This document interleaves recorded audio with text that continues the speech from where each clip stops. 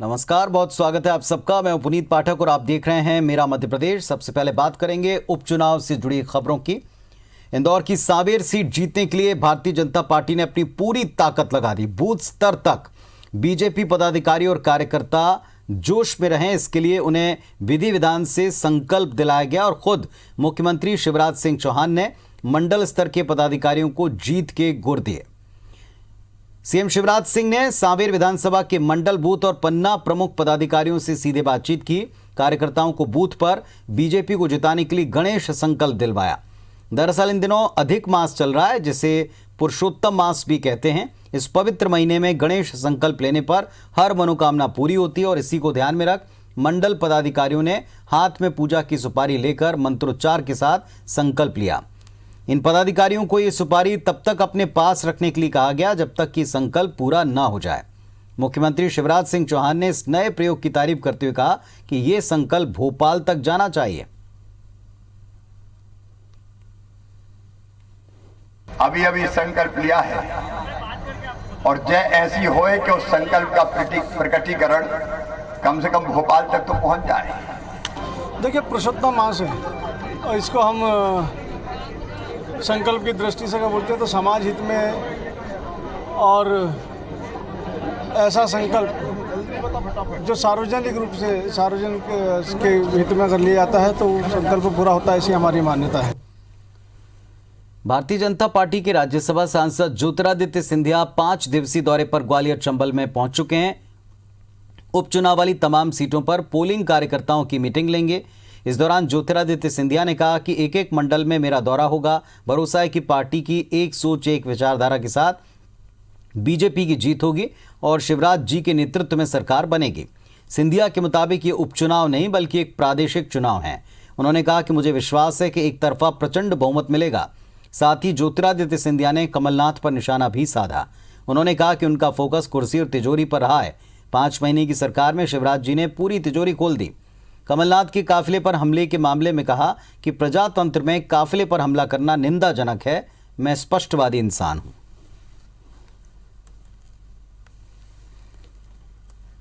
एक एक मंडल में मेरा कार्यक्रम है, सारे विधानसभाओं का ग्वालियर चंबल का शुरुआत में। मुझे पूरा विश्वास है कि जिस तरीके से हमारी पार्टी पूर्ण रूप से एक सोच, एक विचारधारा और एक लक्ष्य के साथ जमीन पर उतरी है, विजय प्राप्ति मोदी जी के नेतृत्व में, नड्डा जी के नेतृत्व में, अमित शाह जी के नेतृत्व में और शिवराज सिंह जी के नेतृत्व में अवश्य भारतीय जनता पार्टी को हर सीट पर मिलेगी। ग्वालियर एयरपोर्ट पर सिंधिया के स्वागत के लिए पहुंचे सिंधिया समर्थक और बीजेपी कार्यकर्ता आपस में भिड़ गए। नौबत एक दूसरे को गाली गलौज तक जा पहुंची। विवाद बढ़ने पर कार्यकर्ताओं ने बीच बचाव करते हुए मामले को किसी तरह शांत किया। बीजेपी सांसद ज्योतिरादित्य सिंधिया के स्वागत के दौरान सिंधिया समर्थक संजय शर्मा और बीजेपी कार्यकर्ता रामचंद्र गुर्जर आपस में धक्का मुक्की करने लगे। जब सिंधिया वहां से रवाना हो गए तो ये दोनों कार्यकर्ता एक दूसरे के आमने सामने आ गए और गाली गलौच और धक्का मुक्की आगे करने लगे, जिसको किसी तरह बाकी के लोगों ने शांत करवाया।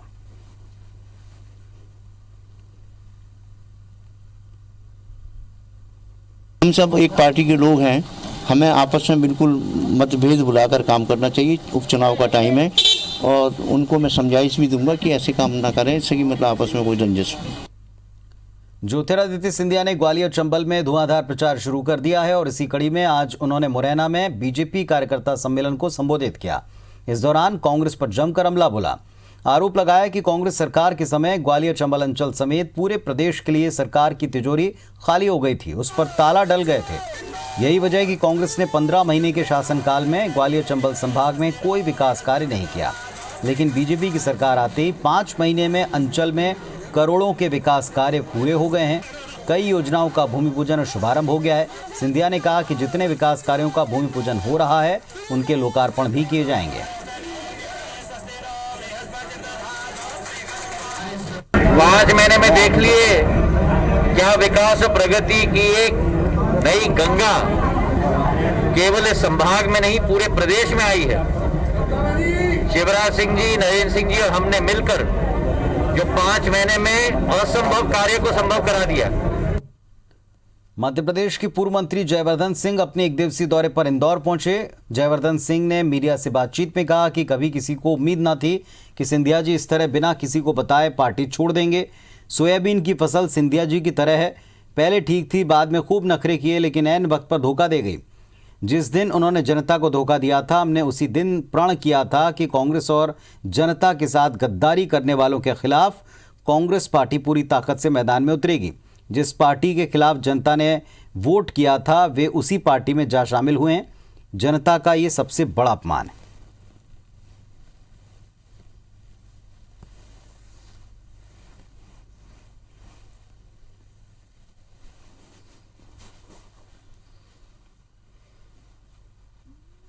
जनता के वोट को बेचकर बीच कार्यकाल में दूसरी पार्टी में शामिल हो जाए जिसके खिलाफ जनता ने वोट किया था, तो इससे बड़ा अपमान जनता का नहीं हो सकता। कभी भी राजनीति में अगर आप विपक्ष पर या दूसरी पार्टी पर पथराव करोगे, वो भी ऐसे वरिष्ठ नेता व्यवहार करेंगे, तो इससे कहीं ना कहीं नुकसान भाजपा। तो प्रचार चरम के ऊपर है और प्रचार अब तक किस तरह का रहा है, कितना एग्रेशन किस पक्ष का दिखा है, हमारे साथ में हमारे सहयोगी सुधीर दंडोतिया इस वक्त जुड़ रहे हैं। सीधे सुधीर का रुख करते हैं। सुधीर, जिस तरह प्रचार दिखा पूरा दिन, एक तरफ सुपारी लेकर संकल्प लिया गणेश जी का, दूसरी तरफ दावा हुआ कि पूरी की पूरी सीटें जीतेंगे, प्रचंड बहुमत मिलेगा, तीसरी तरफ कहा है कि जनता के साथ में इतना बड़ा धोखा, पार्टी जमीन पर उतरकर बदला लेगी। कुल मिलाकर प्रचार चरम पर है। देखिए, निश्चित तौर पर अपने प्रचार चरम पर, और आज से कहना होगा कि बीजेपी के जो बड़े दिग्गज नेता हैं वो जमीनी स्तर पर कार्यकर्ताओं के बीच में जाते हुए दिख रहे हैं, मैदान में जाते हुए दिख रहे हैं। इससे पहले चूंकि आचार संहिता नहीं लगी थी और उस समय से पहले जो दौरे थे वो पूरे सरकारी दौरे थे, लिहाजा कहना होगा कि मुख्यमंत्री शिवराज सिंह चौहान की सभाओं या ज्योतिरादित्य सिंधिया के साथ में उनके मंच साझा करने के कार्यक्रम हो, वो जिस तरीके से किए गए थे वो चुनाव की एक प्लानिंग का हिस्सा तो हो सकते हैं, पर लेकिन आधिकारिक तौर पर वो पार्टी की बजाय सरकार का हिस्सा थे। लिहाजा कहना होगा कि चुनाव में तेजी अब जाकर देखने को मिली है।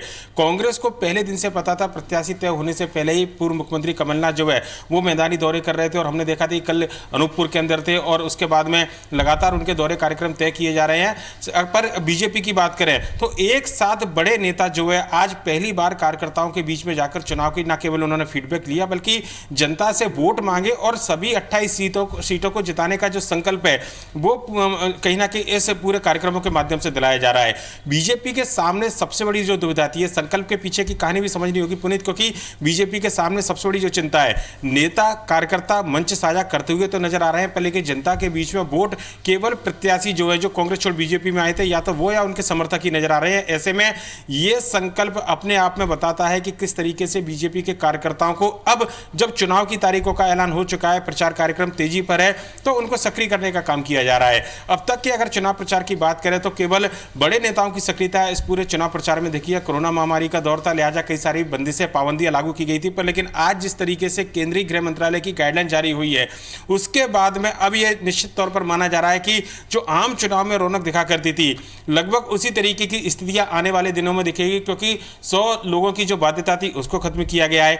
रैलियां और जो दूसरी सभाएं थी उनमें भी कुछ शर्तों के साथ में छूट दी गई है। लिहाजा कहना होगा कि चुनाव में तेजी जो आज देखने को मिली है आने वाले समय में और ज्यादा तेजी देखने को मिलेगी। और कांग्रेस और बीजेपी की बात करें तो बीजेपी की ओर से एक साथ कई मोर्चों पर नेता निकले, चाहे प्रदेश अध्यक्ष बी डी शर्मा की बात करें, ज्योतिरादित्य सिंधिया की बात करें, मुख्यमंत्री शिवराज सिंह चौहान की बात करें, केंद्रीय मंत्री नरेंद्र सिंह तोमर की बात करें, कल से प्रदेश सरकार के गृह मंत्री नरोत्तम मिश्रा वो भी 3 जो विधानसभा क्षेत्र है वहां पर दौरे पर जा रहे हैं। पर लेकिन कांग्रेस का पूरा फोकस इस बात को लेकर है कि ज्यादा से ज्यादा सभाएं जो है पूर्व मुख्यमंत्री कमलनाथ की कराई जाए, क्योंकि बतौर मुख्यमंत्री कांग्रेस के पास में चेहरा कमलनाथ है और उनको ही प्रोजेक्ट आगे रखकर कांग्रेस पूरा चुनाव लड़ रही है। ऐसे में उनके दौरे कार्यक्रम भी तय किए जा रहे हैं और माना जा रहा है कि जल्दी बड़े स्तर पर जो कांग्रेस के जो दूसरे नेता हैं, सीनियर नेता हैं, चाहे वो दूसरे राज्यों को, उनको भी मध्य प्रदेश के उपचुनाव में प्रचार करते हुए देखा जा सकता है। पुनीत, चलिए, तो प्रचार चरम पर है और जिसके पास में जिस तरीके की स्ट्रेटेजी है उसी मुताबिक वो काम कर रहा है, लेकिन दोनों दलों के लिए ना चुनौतियां कम है ना मुसीबतें कम हैं। बहुत शुक्रिया आपका पूरी जानकारी के लिए सुधीर। मध्य प्रदेश के गृह मंत्री डॉक्टर नरोत्तम मिश्रा ने हाथरस मामले में कोरोना पर निशाना साधा, कांग्रेस पार्टी को निशाने पर लिया। कांग्रेस का हाथ दंगाइयों के साथ का। कांग्रेस को कभी दलित की चिंता नहीं रही बल्कि दल हित की चिंता रही है। दलितों के हितों पर हमेशा से कुठाराघात कांग्रेस ने किया है। कांग्रेस देश को जातियों में बांटना चाहती है। हाथरस संयोग नहीं, एक प्रयोग है। राहुल गांधी के बयान पर तंज कसते हुए मिश्रा ने कहा कि राहुल गांधी कहते हैं कि 10 दिन में कर्ज माफ कर देंगे, 15 मिनट में चीन साफ कर देंगे। मंत्री ने कहा कि उनके गुरु को नमन है जिन्होंने उन्हें ये सब पढ़ाया। समझ नहीं आता कि इतनी अच्छी क्वालिटी का नशा ये कहां से लाते हैं। बिकाऊ टिकाऊ वाले मुद्दे पर मिश्रा ने कहा कि जो शुरुआत कांग्रेस ने की थी अब वो खुद उसमें उलझ गई है, अपने जाल में फंस गई है।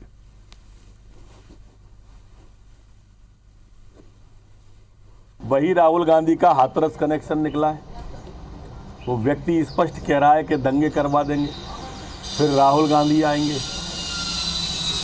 हमेशा दलितों के हितों पर कुठाराघात कांग्रेस ने किया है। 10 दिन में कर्जा माफ,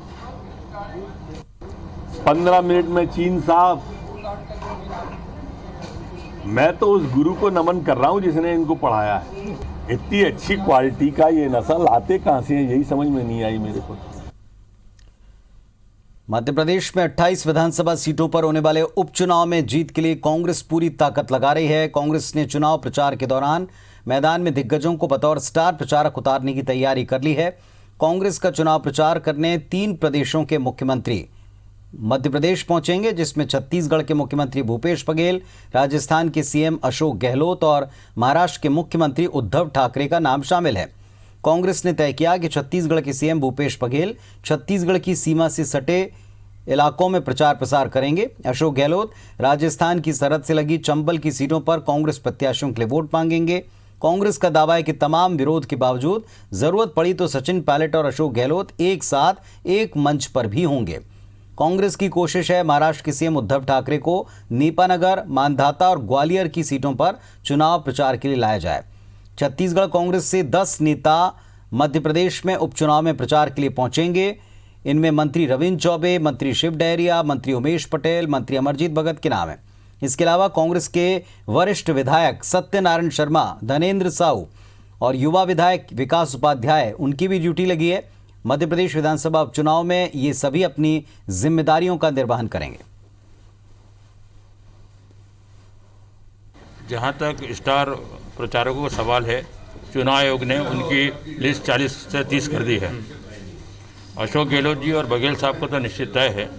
उद्धव ठाकरे जी के बारे में इस पर जानकारी नहीं है।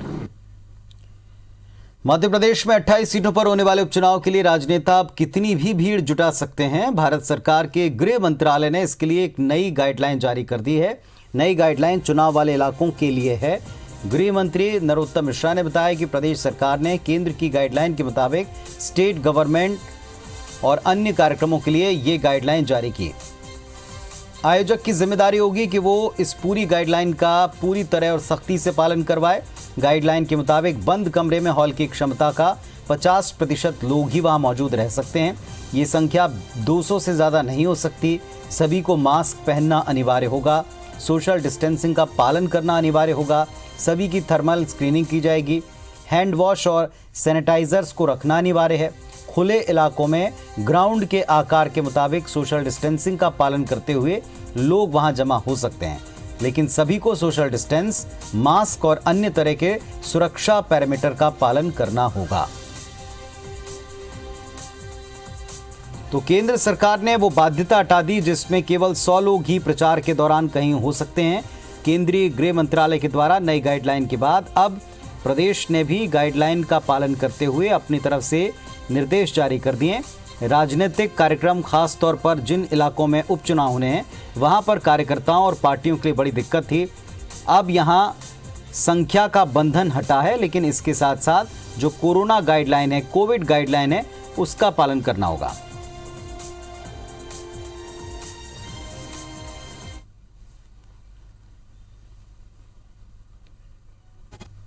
मुख्यमंत्री शिवराज सिंह चौहान ने मध्य प्रदेश की 4120 किलोमीटर की 13000 ग्रामीण सड़कों का वर्चुअल लोकार्पण आज किया, जिसमें पंचायत एवं ग्रामीण विकास विभाग के 47 बड़े पुल भी शामिल हैं। मुख्यमंत्री शिवराज सिंह चौहान ने इस दौरान कई गांवों के सरपंचों से बात कर उनका हाल जाना। मुख्यमंत्री शिवराज सिंह ने सरपंचों से बात करते हुए मोदी सरकार के 3 कृषि कानूनों को लेकर फीडबैक लिया। उधर कांग्रेस ने मुख्यमंत्री शिवराज सिंह चौहान पर झूठ बोलने का आरोप लगाया। कांग्रेस ने पूछा कि सीएम शिवराज ये बताएं कि मार्च में बीजेपी की सरकार बनी है, 3 महीने लॉकडाउन में कोई काम नहीं हुआ, तो बचे हुए 2 महीने में 13,000 ग्रामीण सड़कें कैसे बनी। कांग्रेस मीडिया कमेटी के उपाध्यक्ष भूपेंद्र गुप्ता ने कहा कि सीएम शिवराज सिंह चौहान झूठ बोलने में उस्ताद हैं, ये सड़कें कमलनाथ सरकार ने बनवाई। गांव से मजरे टोले तक और गांव की आंतरिक बस्ती 12,960 सड़कों और 47 पुलों का लोकार्पण किया है। एक तरफ पैसे की कमी का रोना रोया जाता था, लेकिन दूसरी तरफ हमारी सरकार है जहां पैसे की कोई कमी नहीं है और निरंतर विकास के काम चाहे ग्रामीण क्षेत्र हो चाहे शहरी क्षेत्र हो उनमें जारी है। जनता को धोखा देने की जो चेष्टाएं हैं भारतीय जनता पार्टी की, 3 महीने लॉकडाउन में गुजर गए, 2 महीने सरकार चली है और उस 2 महीने में भी काम नहीं हुए हैं, उसमें घोषणाएं होती रही हैं। तो ये 13,000 सड़कें इन 2 महीनों में उन्होंने कैसे बनाई, ये तो देश को समझाएं, वो प्रदेश को समझाएं।